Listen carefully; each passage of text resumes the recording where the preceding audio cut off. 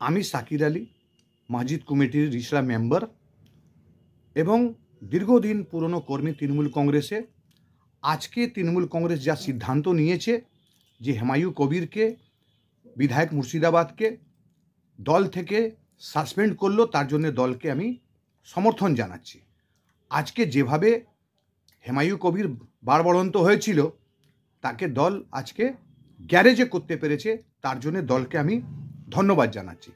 আজকে এর পিছনে বিজেপির ইন্ধন আছে, কিছু কিছু আরও নেতা আছে মুর্শিদাবাদে, তারও ইন্ধন আছে কংগ্রেসও নেতা হতে পারে, যেরকম আমি খবর পাচ্ছি।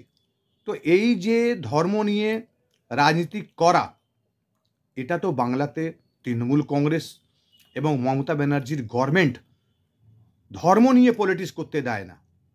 এইখানে তোমাকে কেউ বারণ করতে পারে না, আমাকে কেউ বারণ করতে পারে না।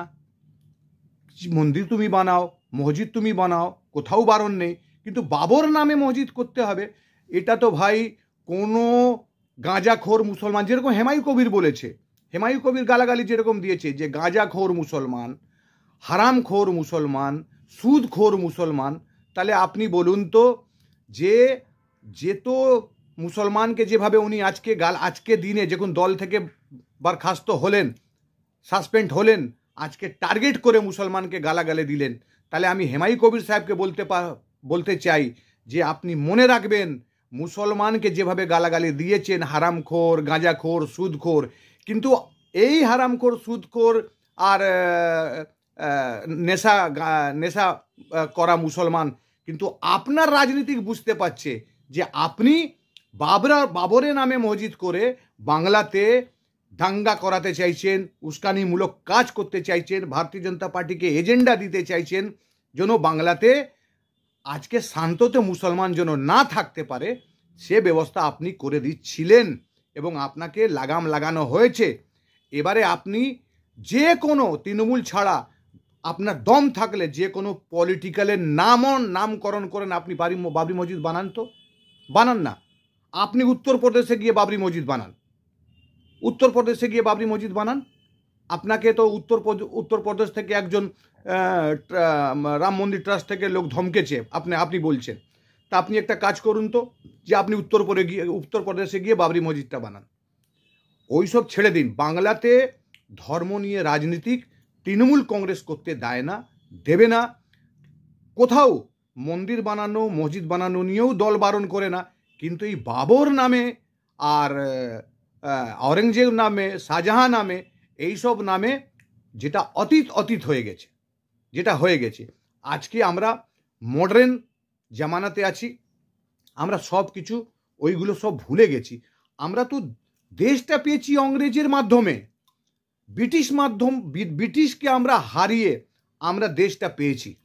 তো আজকে যখন ব্রিটিশ থেকে আমরা স্বাধীনতা মাধ্যমে আমরা যখন আজাদি পেলাম, তখন আমরা আস্তে আস্তে যেভাবে দেশকে আমরা এগিয়ে নিয়ে যাচ্ছি, বাংলাকে যেভাবে গভর্নমেন্ট, মমতা ব্যানার্জির গভর্নমেন্ট এগিয়ে নিয়ে যাচ্ছে, সে মূল ধারাতে আসতে হবে সবাইকে, সেই উন্নয়নের রাস্তায় সবাইকে আসতে হবে। বাংলা উন্নয়ন চায়, বাংলা শিক্ষা চায়, বাংলা মুসলমান। Enco gold and diamond Dankuni শাখার উদ্যোগে হুগলিতেই প্রথম অনুষ্ঠিত হতে চলেছে নেকলেস মেলা। আগামী 5ই ডিসেম্বর থেকে 9ই ডিসেম্বর পর্যন্ত ডানকুনি শাখায় মিলবে নেকলেসের অপরূপ ডিজাইনের বিপুল সম্ভার ও আকর্ষণীয় ছাড়। প্রতি গ্রাম সোনার মূল্যের ওপর থাকছে 700 টাকা ছাড়, হীরের গহনার মজুরির ওপর 100% ছাড়। এই অফারটি শুধুমাত্র নেকলেস ক্রয় করার জন্য প্রযোজ্য। এছাড়াও প্রতিটি কেনাকাটায় থাকছে আকর্ষণীয় ছাড়। এই নেকলেস মেলায় আপনাদের উপস্থিতি একান্ত কাম্য। আমাদের ঠিকানা TN Mukherjee road, near Lalbaba bus stand, Dankuni, Hooghly. Phone করুন 93888169 এই নাম্বারে। চাকরি চায়, তা আজকে মুসলমান যেটা চাইছে সেটা কিন্তু 100% বলে দিচ্ছি, এই বাংলার শুধু মানুষও এখানকার ক্ষমা করবে না কেউ যদি ধর্ম নিয়ে আর মন্দির, মসজিদ, গুরুদ্বারা আর গির্জা নিয়ে যদি পলিটিক্স করে, মানুষও ক্ষমা করবে না, আমি বলে দিচ্ছি। ভোটের আগে এতগুলো সিটে হুমায়ুন কবির লড়বে, ওই যে নতুন দল করবে বলেছে, এটা কি কারণে হঠাৎ মুসলিম হয়ে তৃণমূল থেকে সরে গিয়ে কি কারণে হতে পারে? দেখুন, 2021 সালে নওশাদ সিদ্দিকীকে ব্যবহার করা হয়েছে। নওশাদ সিদ্দিকী এজেন্ট ছিল ভারতীয় জনতা পার্টি, তার সাথে সাথে ওবেসি সাহেব এজেন্ট আছে ভারতীয় জনতা পার্টি। প্রত্যেক দেশে ঘুরে ঘুরে মুসলমানদের ভোট কাটে। কিন্তু এটা মাথায় রাখবেন, এটা বাংলা। 2021-এ নওশাদ সিদ্দিকী অ্যাক্সিডেন্টাল এমএলএ এবং ওবেসির এখানে কোনো প্রভাব পড়েনি। হুমায়ুন কবিরও কোনো ইফেক্ট হবে না। যে মমতা ব্যানার্জিকে ছেড়েছে, যেই যত বড় নেতা হোক, যে মমতা ব্যানার্জিকে ছাড়বে তাকে মুসলমানও ছাড়বে না এবং ওর রাজনীতিক অস্তিত্ব মুছে যাবে। এর পেছনে কি কোনোভাবে কি ফান্ডিং বা কিছু অন্য কোনো রাজনৈতিক দল, বিজেপি কিছু করছে, সেটা কি মনে হয়? দেখুন, এটা পুরো এই কিছুদিন আগে বিহার ইলেকশন হলো, এটা আছে 10,000 করে ফান্ডিং করে 10,000 পাবলিককে ফান্ডিং করে ভোট জেতা হলো। তো এখানে তো ফান্ডিংয়ের ব্যাপার আসবে।